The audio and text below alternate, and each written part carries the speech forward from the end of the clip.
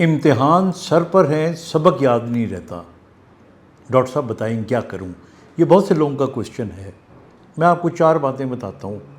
آپ اگر سبق یاد کرنا چاہتے ہیں اور واقعی آپ چاہتے ہیں کہ جو آپ پڑھیں وہ آپ کی میموری میں آ جائے، تو نمبر 1، میں ہمیشہ سے پہلے بھی کہہ چکا ہوں، ایک وقت میں آپ کو 40-45 منٹ سے زیادہ ایٹ اے اسٹریچ نہیں پڑھنا چاہیے۔ یاد رکھیے گا کہ آپ کا دماغ کبھی نہیں تھکتا، وہ تو 24 گھنٹے کام کرتا رہتا ہے اور ساری عمر کام کرتا رہتا ہے۔ آپ کے پٹھے جو ہوتے ہیں نا، آنکھوں کے، گردن کے، چہرے کے، یہ تھک جاتے ہیں۔ جب یہ تھک جاتے ہیں تو پھر آپ کو نیا سبق پڑھنے میں، نئی چیزیں سمجھنے میں دقت ہوتی ہے۔ تو 40-45 منٹ آپ پڑھیں، اس کے بعد بریک لیں۔ یہی وجہ ہے کہ پوری دنیا میں آپ دیکھیں کہ جو کلاس ہوتی ہے وہ 1 گھنٹے سے زیادہ کی نہیں ہوتی، اور اس 1 گھنٹے میں اٹینڈنس لی جاتی ہے۔ اس طرح کرتے کراتے 2, 4, 10, 15 منٹ ضائع ہو جاتے ہیں۔ سو 40-45 منٹس ایک کنسنٹریشن دینے کے لیے، یاد کرنے کے لیے، پڑھنے کے لیے انف ہوتے ہیں۔ اس کے بعد آپ بریک کریں۔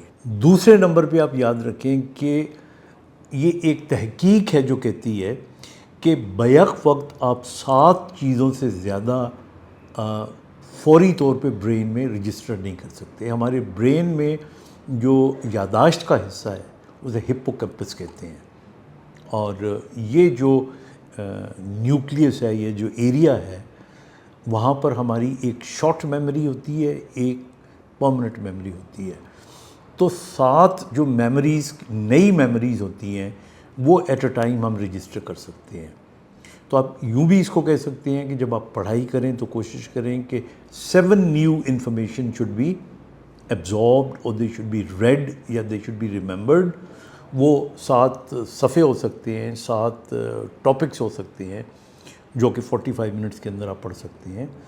تو یہ آپ کی رجسٹریشن کو بہتر کریں گے۔ یہی وجہ ہے، ہمیشہ میں کہتا ہوں کہ دنیا میں جو ٹیلی فون نمبرز ہوتے ہیں وہ 7 ڈیجٹ سے زیادہ نہیں ہوتے، زیادہ ہوں تو بریک کر دیتے ہیں۔ گاڑیوں کے نمبر بریک کر دیتے ہیں، مطلب ہر جگہ تو نہیں ہوتا لیکن بہت سی جگہوں پہ ایسا ہوتا ہے۔ نمبر 3،